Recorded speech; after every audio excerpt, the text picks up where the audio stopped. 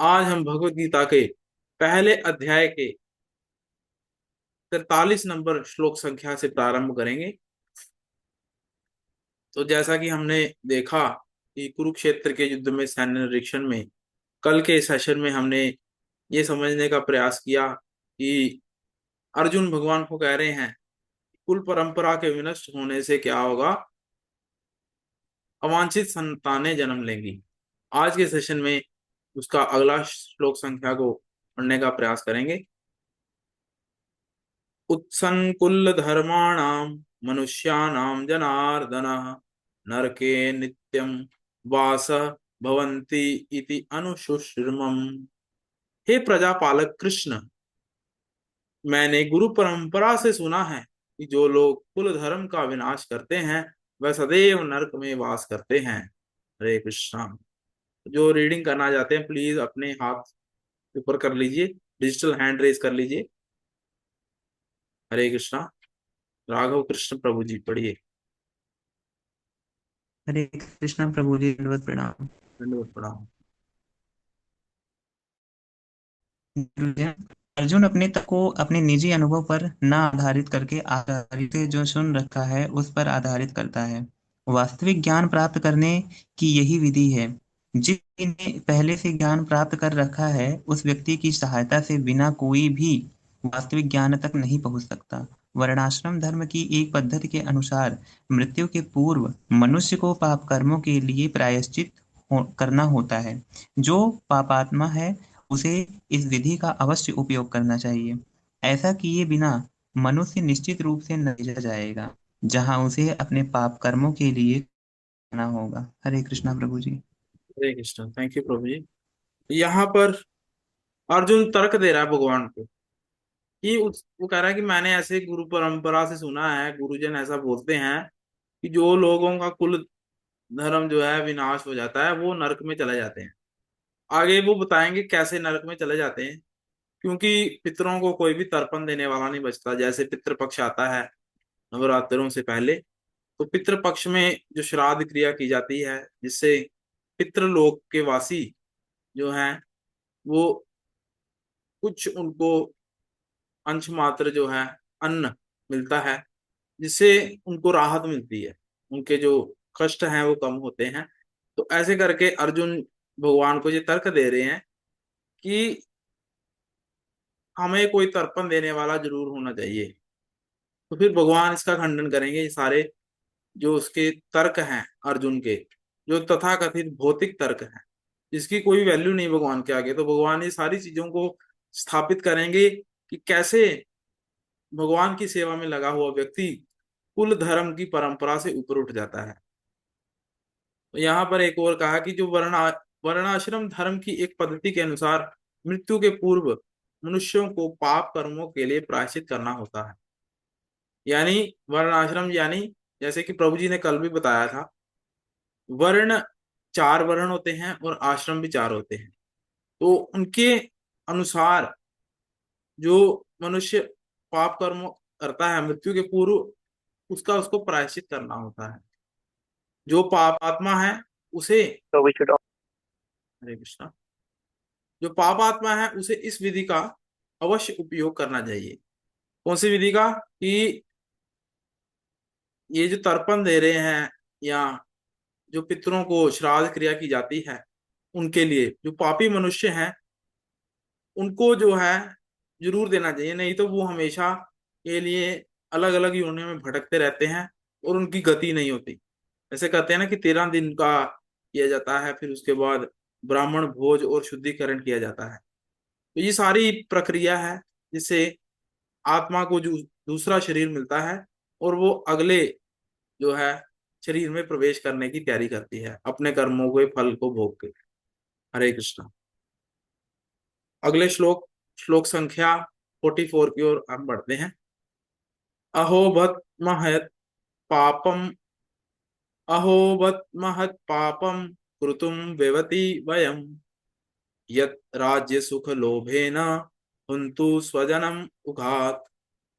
ओह, कितने आश्चर्य की बात है कि हम जघन्य पाप करने के लिए उगत हो रहे हैं। राज्य सुख भोगने की इच्छा से प्रेरित होकर हम अपने संबंधियों को मारने पर तुले हैं। हरे कृष्णा। जो आगे पढ़ना चाहते हैं प्लीज अपने हाथ ऊपर कर लीजिए, डिजिटल हैंड।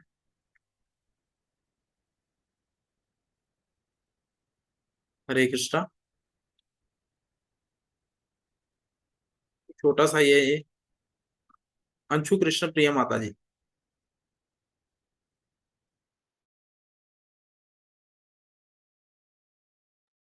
हरे कृष्णा प्रभु जी।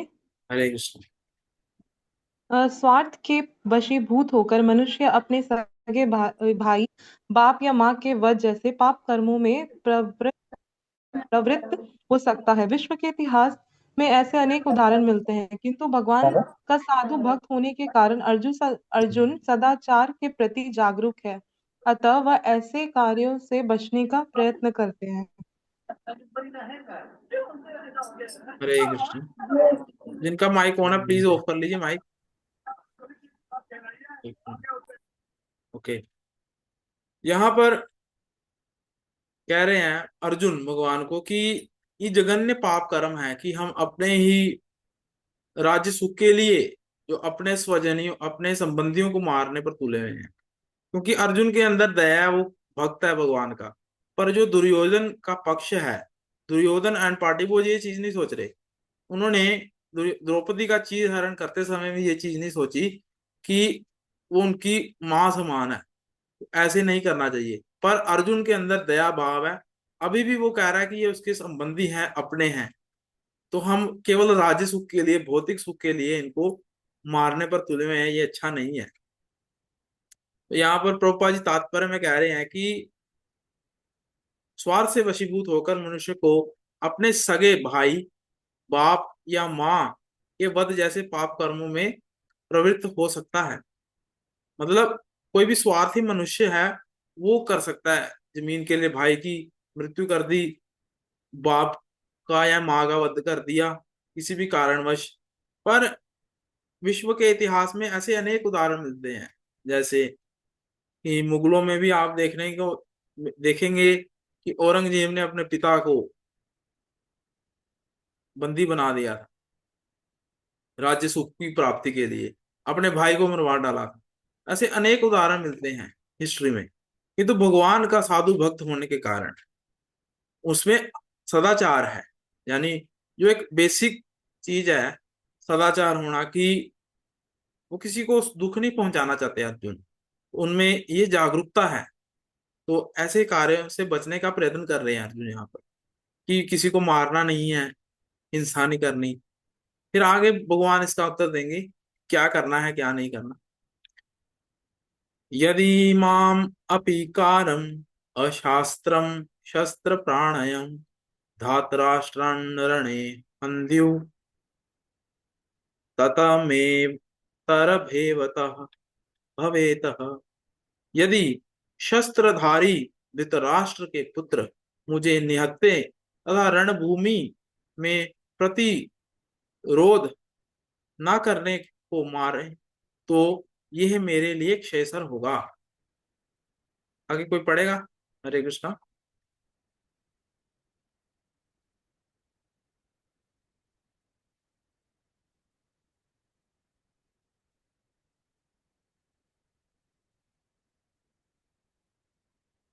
प्रणव प्रभु जी पढ़िए।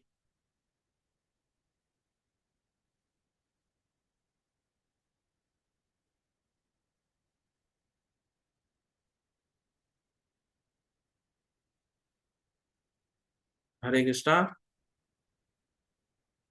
जो पढ़ना चाहते हैं प्लीज अपने हैंड रेज कीजिए।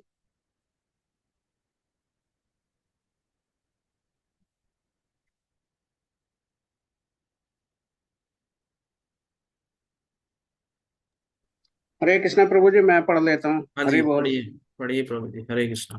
हरे भोले प्रभु पाद की जय। जय। क्षत्रियों के विरामों के अनुसार ऐसी प्रथा है कि निहत्थे तथा विमुख शत्रु पर आक्रमण ना किया जाए, किंतु अर्जुन ने निश्चय किया कि शत्रु भले ही इस विषम अवस्था में उस पर आक्रमण ना कर दे, किंतु वह युद्ध नहीं करेगा। उसने इस विचार पर नहीं किया कि दूसरा दल युद्ध के लिए कितना उद्यत है। इन सबों लक्षणों का कारण उसकी दया दृढ़ता है, जो भगवान के महान भक्त होने के कारण उत्पन्न हुई है। हरे कृष्ण प्रभु। हरे कृष्ण। थैंक यू प्रभु जी। तो यहाँ पर कह रहे हैं अर्जुन की चाहे ऐसी भी परिस्थिति आ जाए कि मैं अपने हथियार डाल दूं, सारे हथियार रख दूं, अपना गांडीव रख दूं साइड पे, तो दुर्योधन के पक्ष में जो सारे लोग हैं वो मुझे निहत्थे को भी मार डालें, वो भी अच्छी बात है।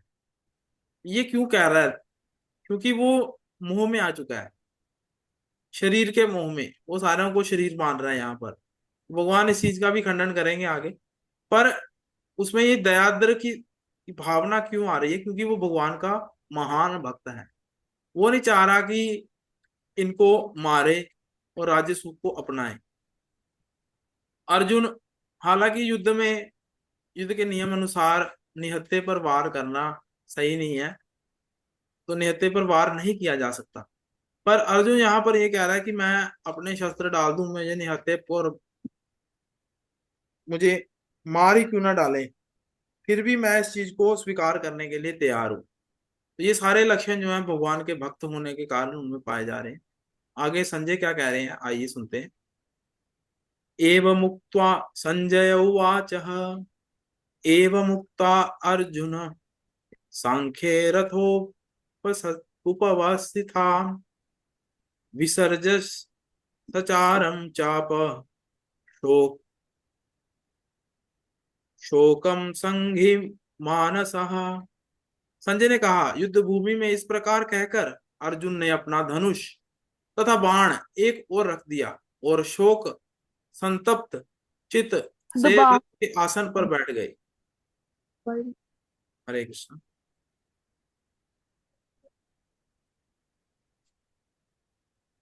तो यहाँ पर अर्जुन क्या कर रहे हैं?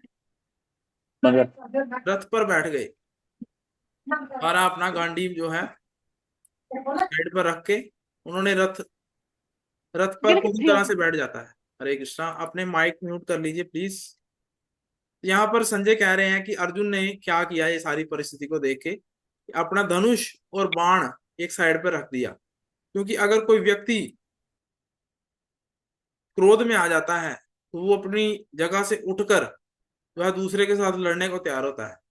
परंतु अगर कोई व्यक्ति शांत हो जाता है या शोक संतप्त हो जाता है, वो सारी चीजें छोड़कर नीचे बैठ जाता है। कोई भी आसन उसको देख रहा हो, चेयर हो या सोफा हो, वहां पर वो बैठ जाता है। तो अर्जुन ने भी यही किया चीज, अपनी हथियारों को डालकर अपने जो रथ पर बैठ गया।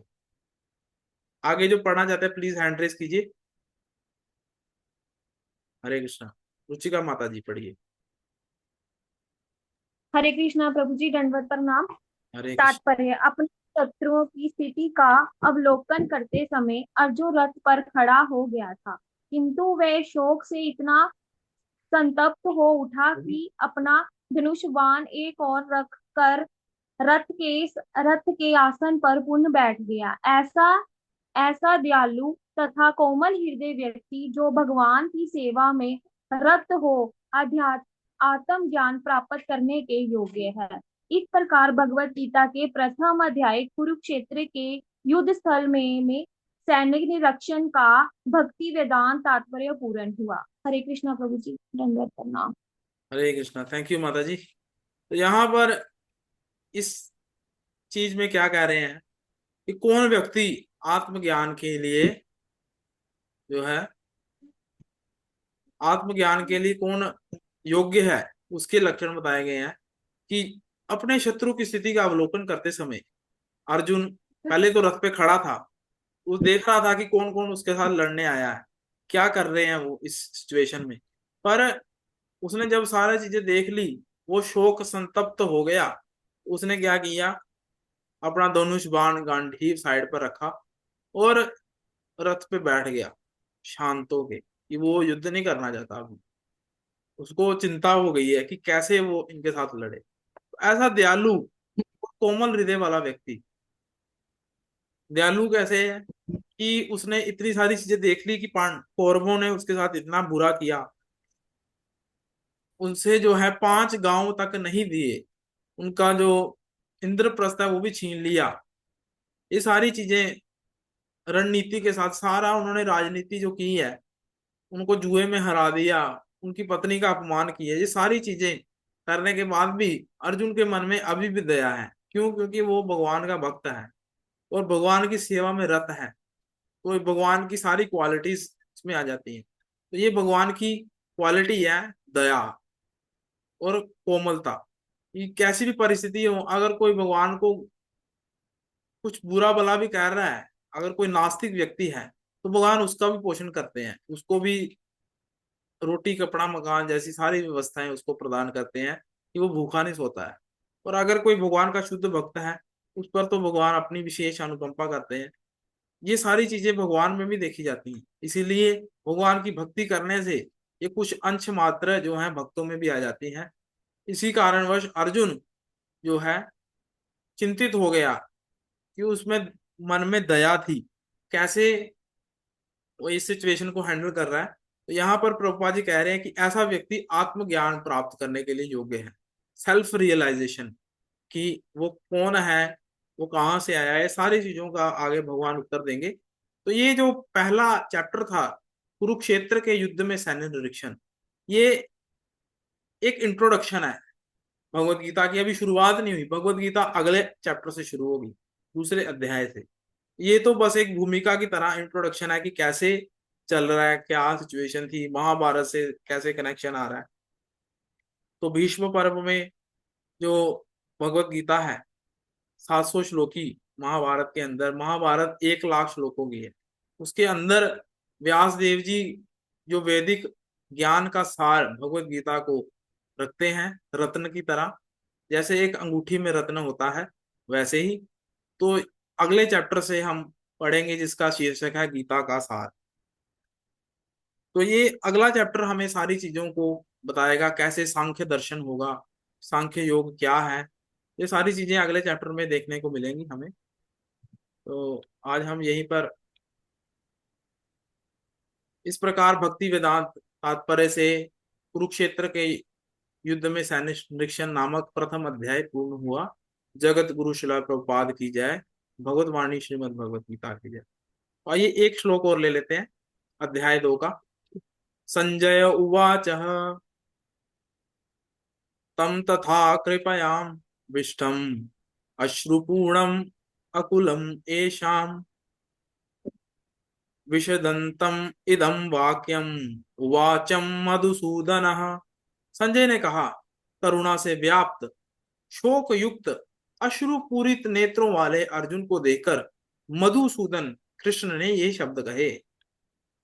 आगे कोई पढ़ना चाहेगा? हरे कृष्णा। जी, हरे कृष्ण। पढ़िए माता जी। भौतिक पदार्थों के प्रति करुण शोक तथा अश्रु, ये सब असली आत्मा को न जानने के लक्षण हैं। शाश्वत आत्मा के प्रति करुणा ही आत्म साक्षात्कार है। इस श्लोक में मधुसूदन शब्द महत्वपूर्ण है। कृष्ण ने मधु नामक असुर का वध किया था और अब अर्जुन चाह रहा है कि कृष्ण अज्ञान रूपी असुर का वध करे, जिसे उसे कर्तव्य से विमुख कर रखा है। यह कोई नहीं जानता कि करुणा का प्रयोग कहाँ होना चाहिए। जी, इसको आगे कीजिए प्लीज। डूबते हुए मनुष्य के वस्त्रों के लिए करुणा मूर्खता होगी। अज्ञान सागर में गिरे हुए मनुष्य को केवल उसकी बाहरी पहनावे अर्थात स्थूल शरीर की रक्षा करके नहीं बचाया जा सकता। जो इसे नहीं जानता और बाहरी पहनावे के लिए शोक करता है, वह शूद्र कहलाता है, अर्थात वह वृथा ही शोक करता है। अर्जुन तो क्षत्रिय था, अतः उसे ऐसे अर्जुन की आशा ही नहीं थी, किंतु भगवान श्री कृष्ण अज्ञानी पुरुष के शोक का विनष्ट कर सकते हैं और इसी उद्देश्य से उन्होंने भगवत गीता का उपदेश दिया। यह अध्याय हमें भौतिक शरीर तथा आत्मा के वैश्लेषिक अध्ययन द्वारा आत्म साक्षात्कार का उपदेश देता है, जिसकी व्याख्या परम अधिकारी भगवान श्री कृष्ण द्वारा की गई है। यह साक्षात्कार तभी संभव है जब मनुष्य निष्काम भाव से कर्म करे और आत्मबोध को प्राप्त हो। हरे कृष्ण। थैंक यू माता जी। हरे कृष्णा। यहाँ पर संजय कह रहे हैं कि अर्जुन ने आगे क्या किया। पहले तो वो उसने अपना गांडीव रख दिया साइड पे, और फिर वो क्या है, करुणा से व्याप्त हो गया। कौन सी करुणा? भौतिक करुणा, मटीरियलिस्टिक जो हमारी चीजें हमें पता नहीं होता कि किस पे करुणा दिखानी है किस पे नहीं। शोक युक्त हो गया अश्रु पूरित नेत्र, यानी उस इवन की वो भावुक भी हो गया इस सिचुएशन में, और उसकी आंखों से आंसू आने लगे कि वो अपने संबंधियों को कैसे मारे। फिर ये चीज को देख के कृष्ण बोले आगे। कृष्ण को यहाँ पर मधुसूदन कहा गया है। तो मधुसूदन शब्द का एक अर्थ है जिन्होंने मधु नामक असुर का वध किया।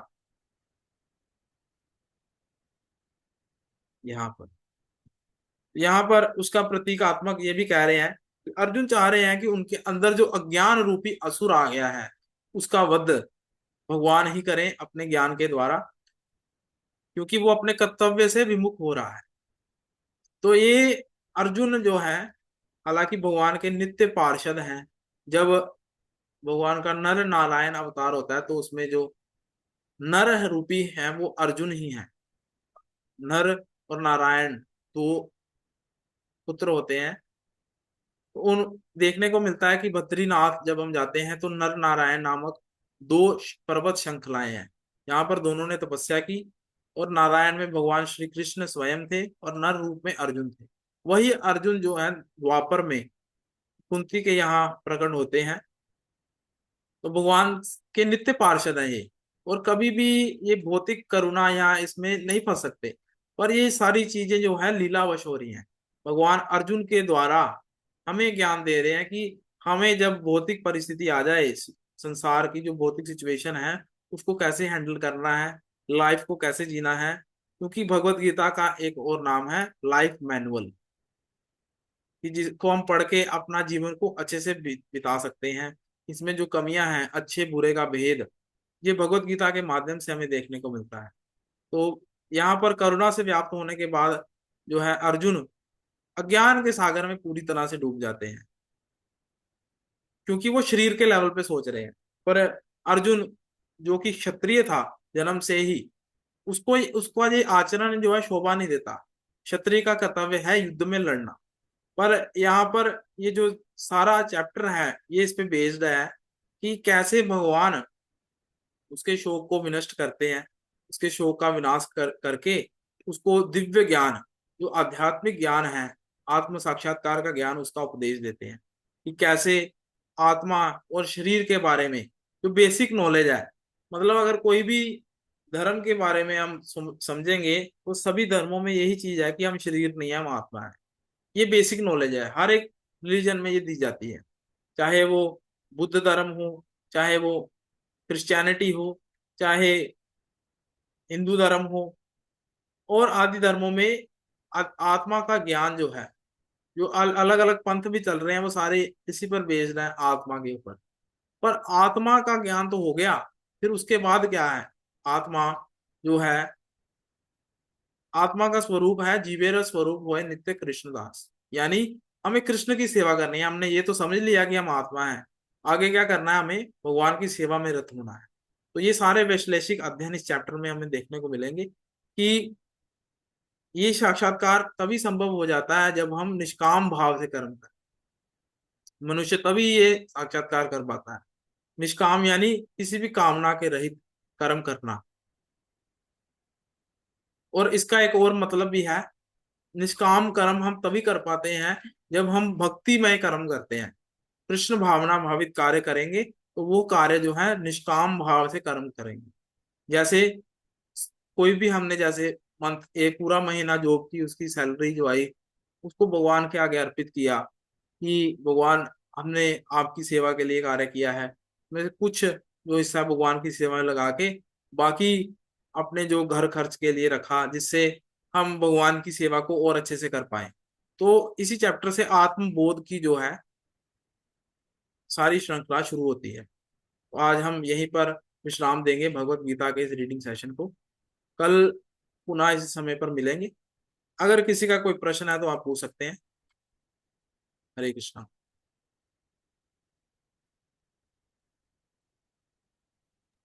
हरे हरे कृष्णा। कृष्णा जी। हरे कृष्णा प्रभु जी। प्रभु जी, आपने कहा कि बौद्ध धर्म हाँ जी, बौद्ध धर्म नहीं है। बौद्ध धर्म में आत्मा का नहीं है। बौद्ध धर्म है ही नहीं। हाँ जी, बौद्ध धर्म नहीं है वो, सभी ये पंथ हैं अलग अलग, जैसे नहीं कहा नहीं, आपने कहा बौद्ध धर्म। हाँ जी। बौद्ध धर्म नहीं है। बौद्ध बुद्ध ने भी यही कहा था हाँ जी। कि मुझे भगवान मत मानना, हाँ जी, पर उनके मैं भगवान अनुयायी, नहीं हूँ। तो इसकी मैं थोड़ी सी एक डिस्क्रिप्शन दे देता हूँ कि जैसे बुद्धा जब आए थे, इस भगवान का अवतार होता है बुद्ध, तो भागवतम में भी वर्णन है। बुद्ध भगवान का अवतार नहीं थे। अच्छा। अगर मैं अपना घर बार छोड़ के, हाँ जी। सबको छोड़ के चला जाऊं, और मैं बौद्ध की तरह ही बन जाऊं, हम्म। ये धर्म नहीं हो सकता। धर्म सिर्फ एक हिंदू है, सनातन धर्म है, इसके अलावा कोई धर्म नहीं है। दूसरी आपने बात कही है क्रिश्चियन। हाँ जी। आप मुझे बताइए, क्या क्रिश्चियन धर्म है? नहीं, ये सभी पंथ हैं। आपने क्रिश्चियन धर्म बोला। हाँ जी। हाँ जी। क्रिश्चियन धर्म नहीं है, हाँ जी। ये हो ही नहीं सकता। हाँ जी। बात कीजिए, सनातन लेकिन धर्म के अलावा किताबों में और कोई धर्म इस दुनिया में नहीं है। हाँ जी, वो बिल्कुल सही कहा आपने। तो इसमें ये करेक्शन है, जैसे हमारे आचार्य भी कहते हैं कि केवल सनातन धर्म ही है, जो मनुष्य का असली सिर्फ स्वभाव है वो है सनातन। असली स्रोत सनातन धर्म ही है। बिल्कुल। आपने बौद्ध धर्म बोला, हाँ जी। आपने बोल दिया, मैंने सुन लिया। हाँ जी। लेकिन बुद्ध ने भी यही कहा कि मुझे भगवान मत मानिए, बिल्कुल। मैं भगवान नहीं हूँ, हम्म। और मुझे पूजा मत करिए मेरी। हाँ जी। तो करते हैं। और क्रिश्चियनिटी में मैं आपको बताता हूँ, क्रिश्चियन में भगवान, उन्होंने बोला I am son of God. He never says I am God. Who is God?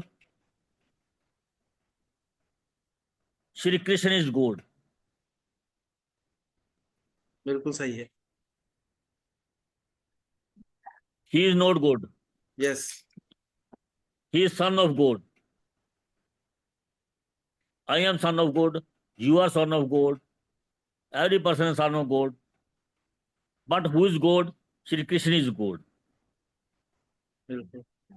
आप मुझे बाइबल में बता दीजिए, कहीं भी किसा लिखा हो बता दीजिए, अगर यीशु ने कहा हो कि मैं गॉड हूं। नहीं, ही बिल्कुल नहीं ऑलवेज कहा। Says I am son of God. बिल्कुल। किसी ने, मतलब सभी जो पंथ के जो अनुयायी आए हैं, जैसे नहीं, आपने कहा क्रिश्चियन धर्म। हाँ जी। वो धर्म हो ही नहीं सकता जो सन ऑफ गॉड का हो। नहीं, वो तो बात आपकी बिल्कुल सही है, पर ऐसा लोग कह रहे हैं तो हम उसके लिए उसी लोगों की क्लास से मुझे डिबेट करना पड़ेगा। लोग तो बहुत कुछ कहते हैं। मैं भगवान मान जाता हूँ सुबह। हाँ जी। बहुत से भगवान पड़े हमारे हिंदू धर्म में, हमारे बिल्कुल। सनातन धर्म में। कुछ जेलों में है, कुछ बाहर है। लेकिन हमने सिर्फ कृष्ण को ही भगवान मानना है। बिल्कुल सही है। आपको करेक्शन करनी चाहिए। हाँ जी। तो यहाँ पर ब्रह्मा जी भी यही कह रहे हैं, सारे देवी देवता यही कह रहे हैं कि ईश्वरा परम कृष्ण सच्चिदानंद विग्रह अनादिरादिर गोविंद सर्व कारण कारण। जैसे प्रभु जी ने कहा कि बिल्कुल सही। ये जो क्रिश्चियन लोग हैं ये कहते हैं कि जीसस ने कहा कि क्रिश्चियन ने कभी नहीं, क्रिश्चियन यीशु मसीह ने कभी नहीं कहा हाँ कि जी, वो गॉड है। वो कौन अगर है, कहीं बिल्कुल लिखा नहीं कहा। हो तो बता दीजिए। बिल्कुल। He ever said I am son of God. हाँ जी। भगवान ने मुझे भेजा है, I am son of God. बिल्कुल। तो लेकिन हु इज गॉड? भगवान कृष्ण इज गॉड। सही बात है।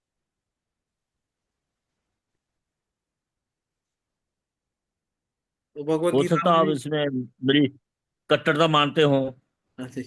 या कुछ भी हो, लेकिन यही रियलिटी है। हमारी जो महाभारत लिखी गई है, भगवान वेद व्यास ने महाभारत होने से पहले ही लिख दी थी, कैसे कैसे क्या कुछ होना है। बिल्कुल। हम नहीं लिख सकते। अगर हम ब्राह्मण हैं, हमें ज्ञान हो जाए, तब भी हम लिख नहीं सकते।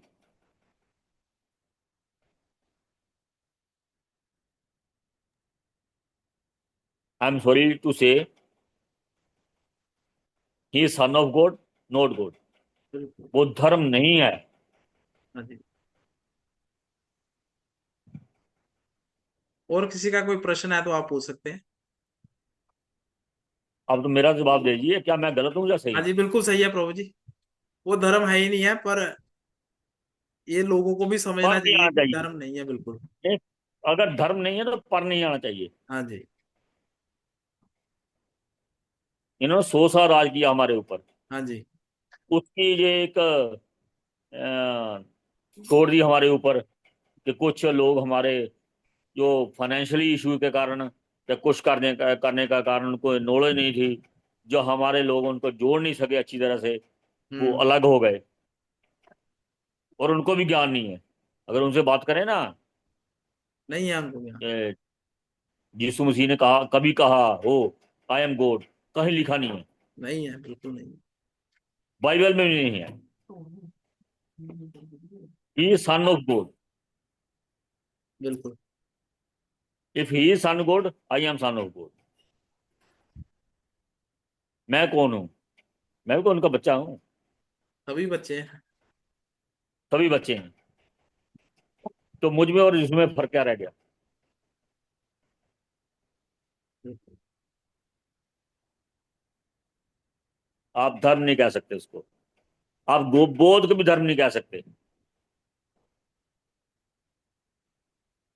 ठीक है। आप करेक्शन करिए अपनी। ठीक है। हरे कृष्ण। और मैं रिक्वेस्ट करता हूं कि गीता के ऊपर ही ज्यादा कंसंट्रेट करिए। हाँ जी। हाँ जी। रजनी माता जी, आप कुछ कह रहे हैं?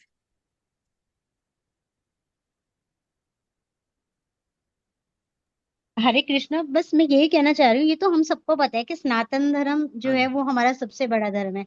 लेकिन जो हम बच्चों को पढ़ा रहे हैं, किताबों में जो लिखा है उसमें तो बौद्ध धर्म, ईसाई धर्म, सब धर्मों की बात हो रही है। तो हम उसको नकार भी तो नहीं सकते, या तो फिर उनको सबको किताबों से हटा दिया जाना चाहिए। धीरे धीरे हमारी गवर्नमेंट कर रही है कि मुगल को, इस्लाम, जितना भी चीजें हैं, उन सबको निकाल रही है, क्योंकि उनका कोई इतिहास नहीं है। सनातन धर्म सबसे ऊपर है, वो हम सब जानते हैं। बस मैं यही कहना चाह रही थी कि लेकिन हम मतलब नकार नहीं सकते बाकी सब चीजों को भी। हाँ जी, बिल्कुल सही है। तो ये जो है, सारी चीजें सबसे ऊपर